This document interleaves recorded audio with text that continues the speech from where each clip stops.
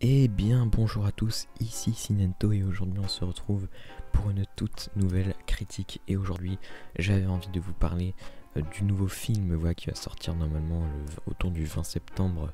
Je ne sais pas si ça va sortir au cinéma ou en VOD ou quoi. En tout cas j'ai eu l'occasion de le voir donc je vais vous en parler. Le film il a été diffusé au festival de Cannes et j'en avais entendu un petit peu parler mais c'est vrai qu'il n'y avait pas forcément des retours exceptionnels ni mauvais. En fait c'est un bon film.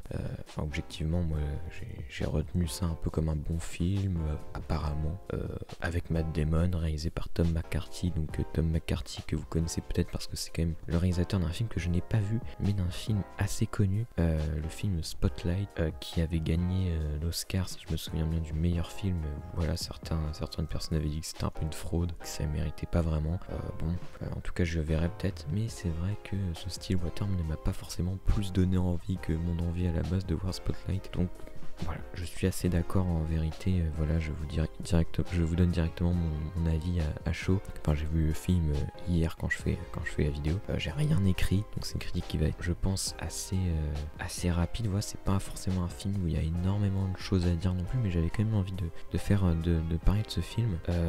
Déjà au niveau de voilà pour l'histoire, alors que raconte ce style Water. Donc c'est l'histoire de Bill Baker, donc, qui est un foreur de pétrole originaire de l'Oklahoma, qui va se rendre à Marseille pour retrouver sa fille qui est en prison. Et donc en fait elle est accusée d'un meurtre qu'elle jure ne pas avoir commis, donc elle aurait tué sa copine en fait, et du coup elle est emprisonnée depuis 5 ans là-bas, sauf qu'elle va vouloir relancer, il y a eu une affaire, le dossier est fermé, etc. Mais elle veut relancer l'affaire, on va dire, et donc que son père il va essayer justement de trouver l'assassin. Il y aurait je sais plus comment il s'appelle, Hakim, c'est ça, qui serait suspect, on va dire, et donc son père va essayer de la faire sortir de là plus vite que prévu.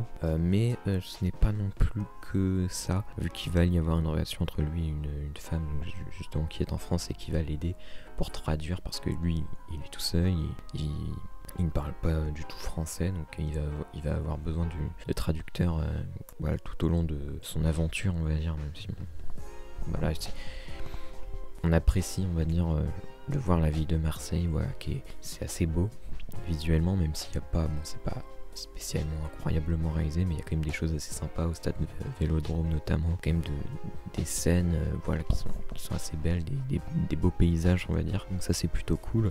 Matt Damon, alors pour moi c'est peut-être la meilleure chose à sortir du film, que ça soit au niveau de son personnage qui est, je trouve, très très bien écrit. Voilà, on n'en sait pas trop sur son passé, on sait qu'il a été alcoolique, donc quand elle a été mise en prison, ils étaient un peu assez distants.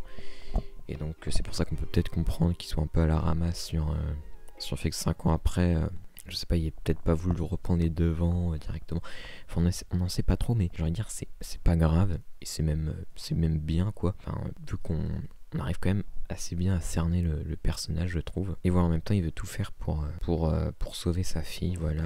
Et du coup on s'attache vraiment au personnage et on a envie de retrouver ce Hakim avec lui. Je crois que c'est comme ça qu'il s'appelle, hein, le mec. Et puis voilà, enfin, non seulement il joue très très bien, et voilà, il n'y a pas de moment où il s'exclame ou ce genre de choses, non, il est assez contenu dans ses émotions, même si parfois il les livre, par exemple quand il est tout seul la plupart du temps, mais c'est assez touchant, même si justement c'est touchant, mais c'est aussi un peu le problème du film, c'est que c'est un peu pompeux à des moments. Déjà le film dure 2h20, pour moi c'est clairement beaucoup trop long quoi. Enfin, le film, tu t'aurais largement pu tout mettre sur 2 heures, même peut-être moins, mais bon, est-ce que ça aurait été aussi digeste? Ouais, je pense 2 heures, je pense que ça l'aurait fait assez facilement. Mais voilà, il y a beaucoup de scènes où le réel essaye de capter son émotion, sauf que c'est bon, on s'attache au personnage déjà, il n'y a pas besoin de...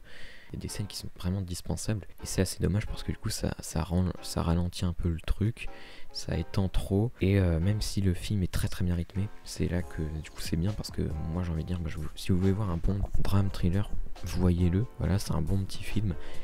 Mais pour moi il n'y a rien vraiment à ressortir de ce film, hormis justement peut-être la prestation de Matt Damon qui est très bonne, même si bon ça mérite pas du tout un Oscar je pense, mais voilà, il est assez touchant, et du coup voilà, sinon bon, les autres actrices parce que sinon c'est des actrices, hein, c'est sa fille, c'est la femme qu'il va rencontrer, donc qui va être sa traductrice. enfin même un peu plus quand même, qui est joué par Camille Cotin, donc, ça joue très bien.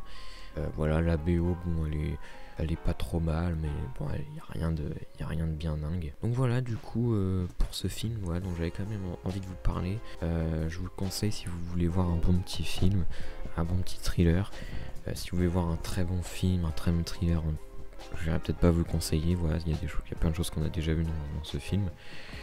Même si bon, cette histoire-là précisément, moi je crois pas avoir vraiment vu ça, mais bon, il n'y a rien d'original spécialement. Après, c'est un peu des problématiques qu'on retrouve dans plein de films. Voilà, un mec qui parle pas la langue, mais qui doit résoudre quand même quelque chose, etc. Voilà, il n'y a rien de bien original. Mais voilà, ça se regarde très bien. Et voilà, je pense que ça peut peut-être rentrer dans le top 25 de mes films de l'année. Ouais, sur 80 films vus, je pense que ça va, c'est raisonnable. Mais comme vous le voyez, c'est pas indispensable. Allez, j'arrête les critiques parce que je me répète. Salut.